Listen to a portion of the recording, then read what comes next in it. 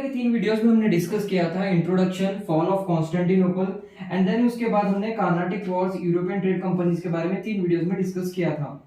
And then हम आज start करेंगे the British rule in India. So south India में अपना कंट्रोल, पूरा पॉलिटिकल कंट्रोल जमाने के बाद ब्रिटिशर्स जो है क्या करते हैं, ब्रिटिशर्स जो है बंगाल प्रोविंस के ऊपर कब्जा करने की कोशिश करते हैं, क्योंकि बंगाल 18th सेंचुरी आने तक इंडस्ट्रीज में बहुत ज्यादा ग्रो कर गया था एंड एग्रीकल्चरल सेक्टर में भी बहुत ज्यादा ग्रो कर गया था। एंड देन उसके बाद साथ ही साथ ट्रेड भी बहुत ज्यादा अच्छा हो रहा था बंगाल में। देन ईस्ट इंडिया कंपनी अच्छा खासा प्रॉफिट कमा रही थी बंगाल प्रोविंस से। किस वजह से? उसका रीजन था दस्तखत। दस्तखत मींस लाइसेंस ये इशू करे थे मुगल रूलर फारूक शियारा।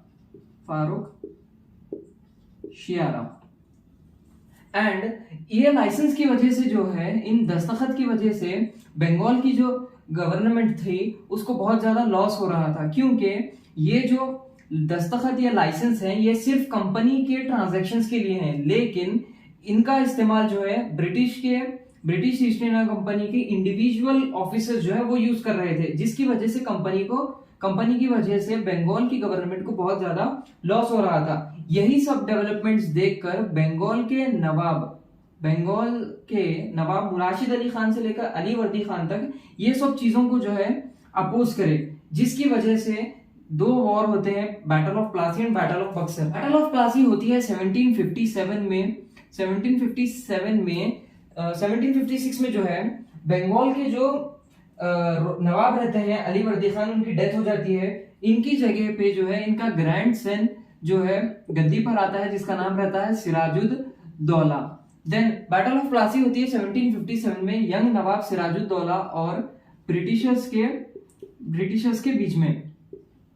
देन इसके रीजंस क्या रहते हैं, ये होती क्यों है लड़ाई, बैटल ऑफ प्लासी होती क्यों है? सबसे पहला जो रीजन है वो है मिस यूज ऑफ दस्तखत और license. Misuse of license या दस्तखत की वजह से जो है रीजन जो बनता है वो है mending of the fort without permission.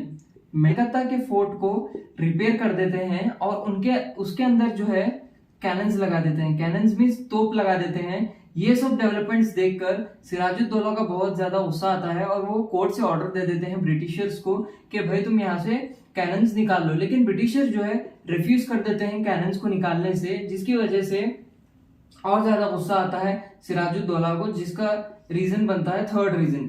उसके बाद जो है ब्लैक रूम ट्रेजेडी है। ब्लैक रूम ट्रेजेडी में क्या होता है, सिराजुद्दौला फोर्ट विलियम पर हमला कर देते हैं। उसके बाद 146 ब्रिटिशर्स को जो है जेल में डाल देते हैं एक स्मॉल रूम में, वो जेल में 123 लोग जो है मर जाते हैं, जिसको हम ब्लैक रूम ट्रेजेडी बोलते हैं। अब ये सब देखकर रॉबर्ट क्लाइव को जो है बहुत ज्यादा गुस्सा आता है और वो बंगाल आ जाता है।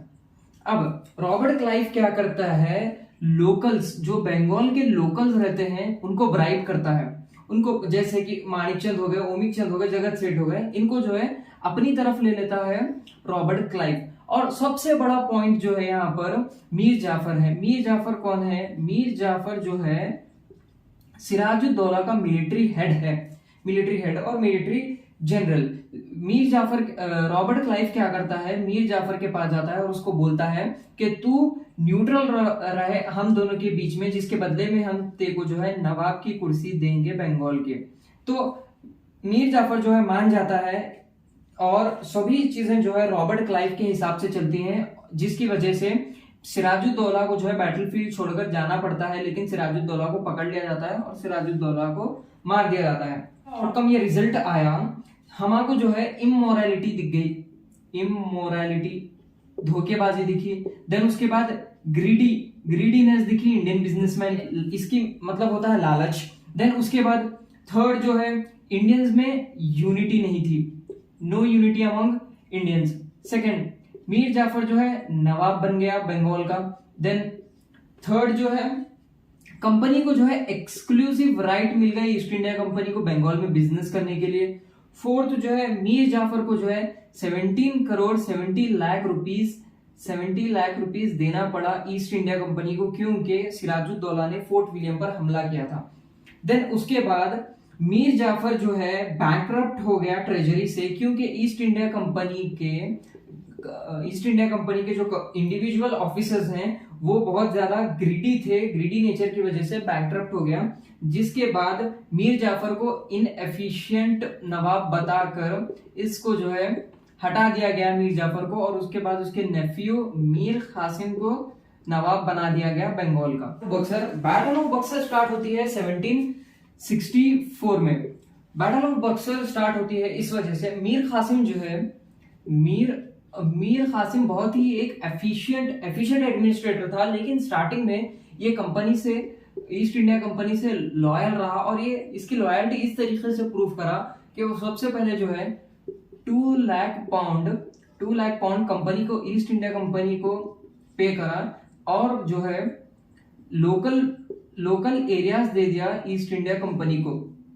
देन उसके बाद थोड़े ही टाइम के बाद मीर कासिम जो है अपने आप को इंडिपेंडेंट किंग डिक्लेयर कर दिया, और उसके बाद जो है बिजनेस को जो है ड्यूटी फ्री कर दिया बंगाल में, जिसकी वजह से जो है इंडियन बिजनेसमैन कंपटीशन देने लगे ब्रिटिशर्स को, जिसकी वजह से ब्रिटिशर्स को लॉस हुआ बिजनेस में।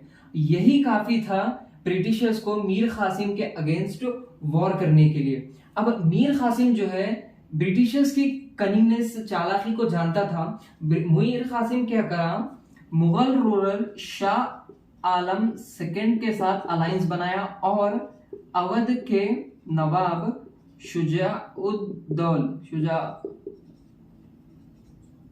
शुजाउद्दौला के साथ अलायंस बनाकर ब्रिटिश की आर्मी के साथ जंग करा, जो कि ब्रिटिश की आर्मी को लीड कर रहे थे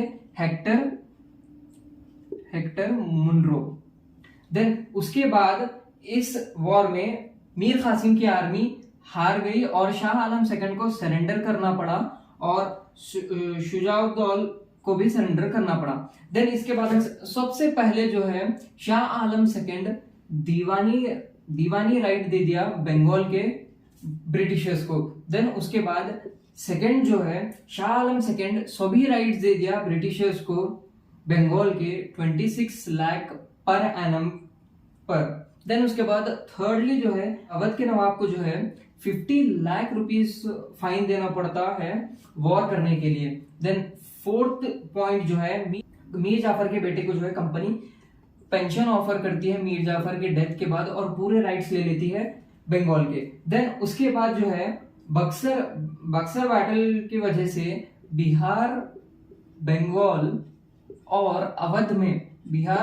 अवध में पूरा कंट्रोल रहता है ब्रिटिशर्स का। उसके बाद 1765 में रॉबर्ट क्लाइव क्या करता है, डुअल गवर्नमेंट का कॉन्सेप्ट लाता है, जिसके तहत जो है ब्रिटिश कलेक्ट कर सकते हैं लैंड टैक्सेस, जमीन के ऊपर टैक्स कलेक्ट कर सकती है ब्रिटिश, और जो है नवाब क्या कर सकते हैं एडमिनिस्ट्रेटिव इश्यूज के साथ डील कर सकते हैं, जैसे कि जस्टिस हो गया।